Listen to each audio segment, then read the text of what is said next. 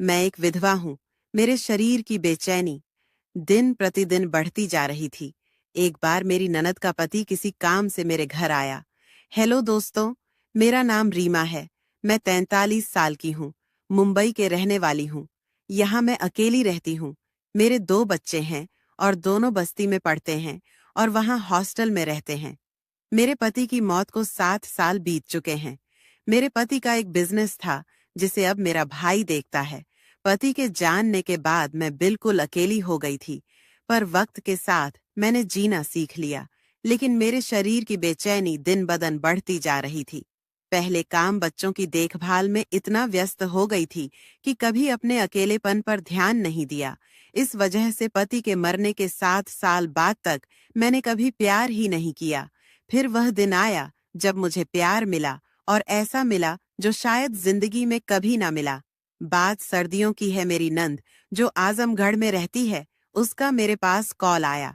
उसने बात बात में मुझे बताया कि उसका पति समर को दिल्ली आना चाहता है। किसी काम से तो वह 2 दिन मेरे यहाँ ही रहेगा। समर का आजमगढ़ में अपना जिम है और वह यहाँ दिल्ली में एक जिम खोलना चाहता है। इस कारण से उसकी कुछ इन्वेस्टर के साथ मीटिंग है। मेरी नंद मेरे पति से छोटी है। अमर की उम्र 37 साल की है। एक हफ्ते बाद वह दिन आ गया जब समर को दिल्ली आना था। मैंने एयरपोर्ट पर गाड़ी भेज दी। दिल्ली आने के बाद अमर ने मुझे कॉल किया और बोला कि वह शाम को घर आएगा। अभी वह एयरपोर्ट से सीधा मीटिंग के लिए जा रहा है। मैंने भी अपने ड्राइवर से बोल दिया कि वह पूरा दिन समर के साथ रहे ताकि उसे आने जाने में कोई परेशानी ना हो। अमर शाम के 7 बजे तक घर वापस आया। जैसे ही वह गाड़ी से उतरा, मैं तो उसे देखते ही रह गई।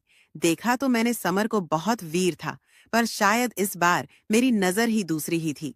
वह 5 फुट लंबा भरी हुई बाड़ी, जो भी लड़की उसे देख ले तो उसकी दीवानी हो जाएगी।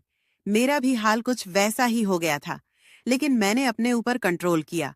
फिर समर मेरे पास आया, मुझे नमस्ते किया और हमने प्यार से एक दूसरे को गले लगाकर स्वागत किया। मैंने समर को आते नाश्ता करवाया और फिर उसे बोला कि वह फ्रेश हो जाए। करीब आधे घंटे बाद अमर कमरे से बाहर आया तो वह शॉर्ट्स में था। हम दोनों थोड़ी देर बैठे और बात करी।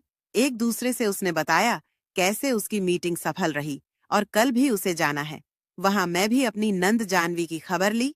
उससे हम दोनों 5 साल बाद मिल रहे थे, तो बातों बातों में वक्त कब बीत गया पता ही नहीं चला। मैं नौकर को बोलकर डिनर लगवा दिया और फिर हम दोनों ने डिनर किया। डिनर के बाद अमर अपने कमरे में चला गया और मैं अपने काम में व्यस्त हो गई। करीब 11 बजे नौकर भी चले गए। अब घर में समर और मैं अकेले थे। मुझे लगा शायद समर थका हुआ होगा तो सो गया होगा। मैं अपने कमरे में आकर कपड़े बदलकर नाइटी पहन ली और शीशे के सामने खड़े होकर अपने आप को निहारने लगी। मैं अपने शरीर को निहार रही थी कि अचानक दरवाजे पर किसी ने दस्तक दी। मैंने दरवाजा खोला तो देखा समर खड़ा हुआ था। जैसे ही समर ने मुझे देखा तो मैं उसकी आंखों में चमक महसूस करी। शायद वो मेरे बदन को नाइटी में देखकर निशब्द रह गया हो। फिर कुछ देर बाद बोला, माफ करना भाभी, मुझे नींद नहीं आ रही थी तो सोचा आपके साथ बैठकर बात कर लूं, पर अगर आप सोना चाहती हो तो कोई नहीं, हम कल बात कर लेंगे। मैं बोली, अरे नहीं समर, मैं तो बस ऐसे ही रूम में आ गई थी। चलो बाहर बालकनी में बैठकर बात करते हैं। समर से मैंने वाइन के लिए पूछा तो उसने हाँ कर दी और मैंने वाइन 2 गिलास में डाली और बाहर बालकनी में बैठ गए। हम दोनों की कुर्सी बराबर में थी। समर बोला, भाभी आपको देखकर हमें बहुत हिम्मत मिलती है। कैसे आपने सब कुछ खोने के बाद भी अपने आप को टूटने नहीं दिया और अच्छे से सबको संभाल लिया। घर, बच्चे, कारोबार, मैं और जानवी हमेशा आपको देखकर गर्व महसूस करते हैं। मैं बोली, अमर, यही जिंदगी है। किसी के जाने से जिंदगी नहीं रुकती। अपने आप को खुद संभालो और आगे बढ़ जाओ। वैसे तुम और जानवी वहां आजमगढ़ में खुश तो हो ना? मेरे पूछने पर अमर खामोश हो गया। मैं बोली, समर क्या हुआ? खामोश क्यों हो गए? क्या तुम लोग वहां खुश नहीं हो? कोई परेशानी है तो मुझे बताओ, मैं मदद करूंगी। आखिर केशव की मौत के बाद तुम दोनों मेरी जिम्मेदारी हो। समर वाइन पीते हुए बोला, भाभी सब कुछ बहुत अच्छा चल रहा था। जानवी बहुत खुश है वहां, और अब तो हमारा बेटा भी है जिसने खुशियां दुगनी कर दी हैं। मैं बोली, और तुम क्या, तुम खुश हो? समर बोला, पता नहीं भाभी, पर मेरे बेटे के जन्म के बाद जानवी बदल गई है। वह प्यार जो मुझे चाहिए, वह मुझे उससे नहीं मिल पाता है। हमेशा घर के काम, बच्चों की देखभाल, शायद अभी यही उसकी लाइफ है जो जानवी का प्यार था मेरे लिए। अब वह कहीं खो गया है। मैं समझ गई थी समर की तकलीफ को। शायद यह भी उन मर्दों की तरह जिंदगी जी रहा है, जो अपनी वाइफ के साथ रहते तो है, पर वह प्यार और जरूरत के लिए बाहर ही सहारा ढूंढते हैं।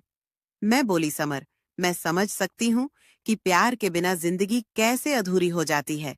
मैं वह जिंदगी जी रही हूँ और मैं नहीं चाहती कि तुम ऐसी जिंदगी जियो, इसीलिए मैं जानवी से बात करूंगी। समर बोला, नहीं भाभी, ऐसा मत करना, वरना उसे लगेगा कि मैं आपसे उसकी बुराई करी है। आपने सही कहा, शायद यही लाइफ है। वैसे भाभी, आप 7 साल से अकेली हो। क्या आपको कभी किसी की जरूरत महसूस नहीं हुई? क्या आपको नहीं लगता कि आपको भी जीना चाहिए और प्यार आपको भी चाहिए? अब चुप रहने की बारी मेरी थी। थोड़ी देर चुप रहने के बाद मैं बोली, अमर, कमी तो बाद में बहुत महसूस होती है। 7 साल से अधूरी जिंदगी जी रही हूँ। सब कुछ है मेरे पास आज, पर फिर भी अकेली हूँ। समर बोला, भाभी, अगर बुरा ना माने तो पूछ सकता हूँ, क्या भाई के जाने के बाद आपने किसी के साथ प्यार नहीं किया? मैं बोली, नहीं। समर समाज और जिम्मेदारी के डर से कभी हिम्मत ही नहीं पड़ी। अमर बोला, क्या आपका मन नहीं करता? आपको पूरा हक है खुश रहने का, और अपनी जरूरत को पूरा करने में डर कैसा? इस बात के बाद हम दोनों के बीच खामोशी पसर गई। मैं कुछ नहीं बोली। करीब 1 मिनट बाद मैं अपने हाथ के ऊपर अमर का हाथ महसूस किया। मैंने कोई प्रतिक्रिया नहीं दी। मुझे मेरी नंद का ख्याल आया और मैं हाथ को छुड़ा के वहां से उठकर और अपने कमरे में आकर कुंडी लगा दी। मेरी धड़कन बहुत तेज चल रही थी। कुछ देर बाद दरवाजे पर दस्तक हुई। मैं समझ गई थी कि यह अमर ही है, लेकिन कुछ देर बाद मैंने दरवाजा खोल दिया। समर बाहर खड़ा हुआ था। माफ करना भाभी, मैं आपका दिल नहीं दुखाना चाहता था। पता नहीं कैसे मैं यह सब कर दिया। आप मुझे माफ कर दीजिए। वह बोल ही रहा था। मैं उसे अचानक से प्यार कर लिया। शायद मेरे इस अचानक की हरकत से वह हैरान था, लेकिन कुछ पल बाद वह मुझे प्यार करने लगा। फिर हम नहाकर सो गए। कसम से करीब 7 साल बाद इतनी सुकून की नींद मिली थी। मुझे उसके बाद मेरे साथ रहा। हमने जम के बातें किया। 2 दिन बाद जब वह गया तो बुरा तो बहुत लगा, पर शायद यही जिंदगी है। उसके बाद समर और मैं अक्सर बात करने लगे। आज भी हम इतने ही करीब हैं जितना 3 साल पहले थे। तो दोस्तों, यह थी आज की कहानी। आपकी क्या राय? इस कहानी पर हमें कमेंट में जरूर बताएं। वीडियो अच्छी लगे तो लाइक करें, शेयर करें, सब्सक्राइब करें। धन्यवाद।